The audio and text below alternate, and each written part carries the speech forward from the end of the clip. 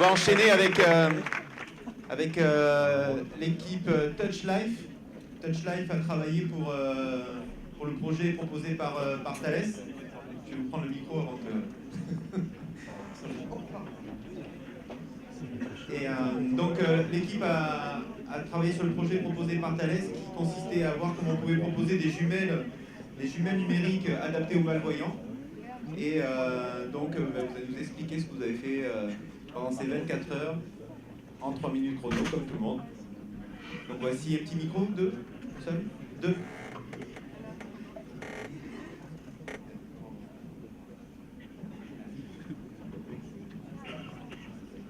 Bonjour à tous. Nous, on a travaillé sur le principe de jumelles numériques adaptées aux malvoyants et on a essayé de développer une solution qui pourrait permettre d'améliorer le quotidien de nombreuses personnes et je vous propose de voir comment.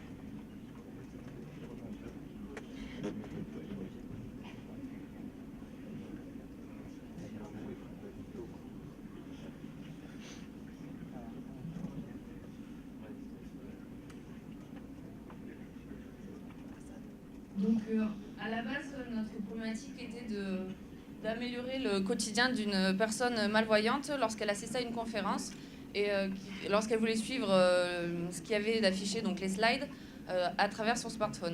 Et donc, une fois que nous avons répondu à cette problématique, nous avons décidé de l'étendre à un plus large public.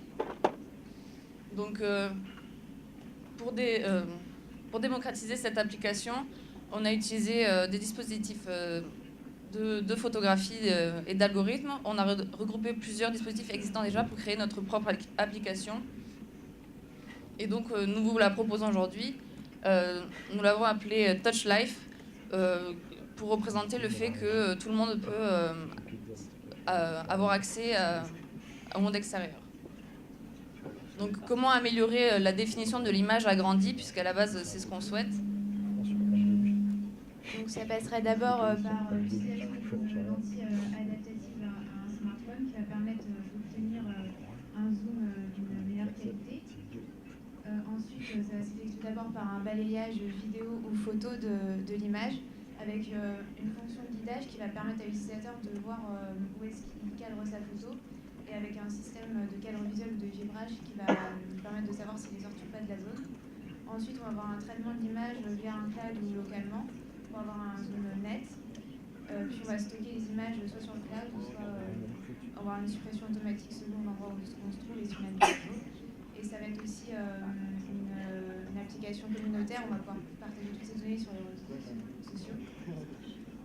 Ensuite, on a voulu faire une extension en se disant pourquoi pas aussi faire le traitement du signal pour obtenir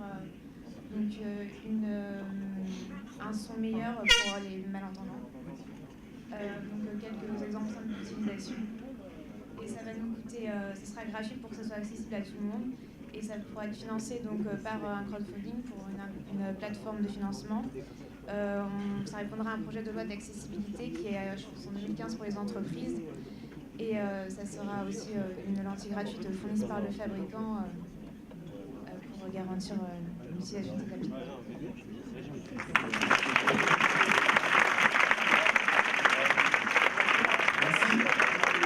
Est-ce qu'il y a une question des membres du jury? Non? Est-ce qu'il y a Bernard, oui. Il y a un petit mot peut-être? Oui, merci beaucoup. En tout cas, le projet innovant, c'est quoi? C'est définir une offre. L'offre, elle est définie. C'est parler également de marché. Ils ont abordé effectivement cet aspect-là.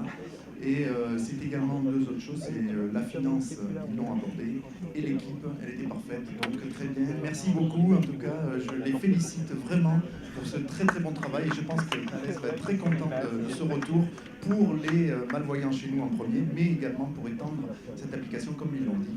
Et merci encore beaucoup pour cette Merci à vous. Et, on peut les remercier parce qu'elles ont épargné tous les modèles d'algo, parce qu'elles ont énormément bossé sur les algos, en fait elles vous ont épargné de vous les présenter quand même. Et ça, ce sera toi un peu Bernard de voir comment tu vas t'en sortir avec tous ces algos.